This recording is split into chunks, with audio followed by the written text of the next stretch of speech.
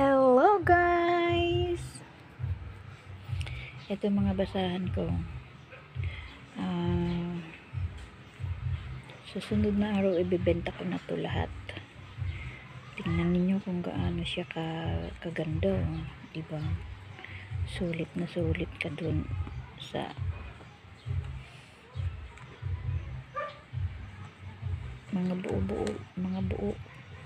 Wala siya masyadong dugtong. Diretso. Kaya yan ang maganda kasi matagal siyang masira.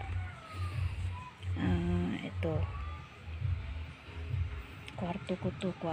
Ginawa kong tambakan ng aking basahan. Kasi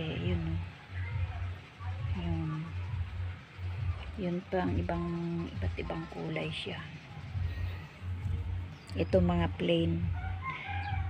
Kapag sinabing plain, isang kulay lang sa isang gawaan. Madami-dami. Ito medyo mahal-mahal ito kapag binenta ng bultuhan. Mga pumapatak ng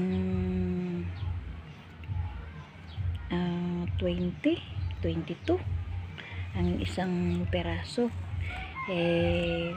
Siguro mga nasa 100 na rin to o kulang 100.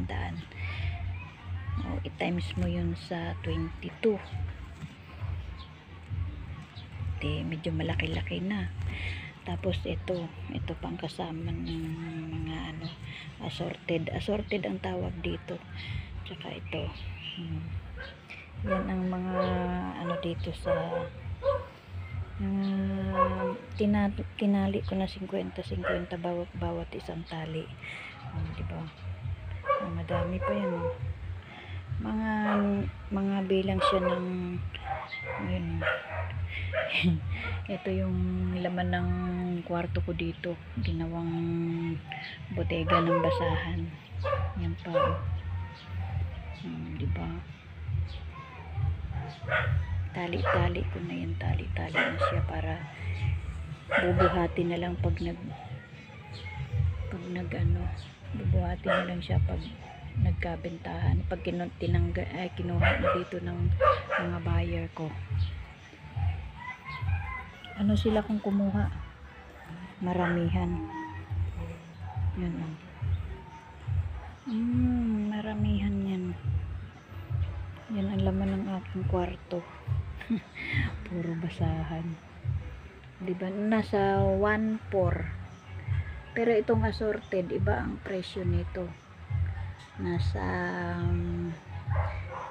1.4 lahat ito. Itong assorted ko. Puro assorted dyan. Tsaka ito yung plain. Tsaka ito yung kasama nitong assorted. Ito siya lahat. Itong assorted, umaabot siya ng 1.4. Pag ito lang na ibenta ko, ang pinakakuha nila dito bawat isa pumapatak siya ng 18 o 18 times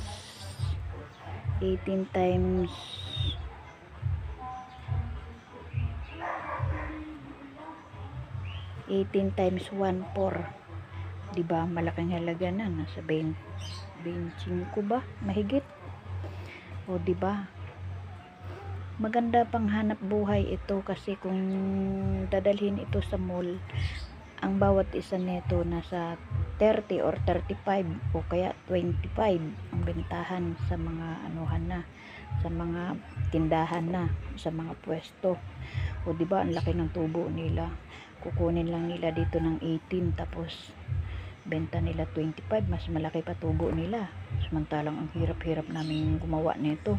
Yung iba nito binili ko na lang para madagdagan na lang ang pangbenta ko. Diba? Laking Kaya kung sino ang gusto dyan mag-wholesaler, kontak-kontak lang, sabi-sabi lang sa akin. Mas marami akong makukuhanan yan. Thank you sa mga nanonood. Shout out sa mga lahat na mga nanonood. Maraming salamat po. Thank you. Hmm.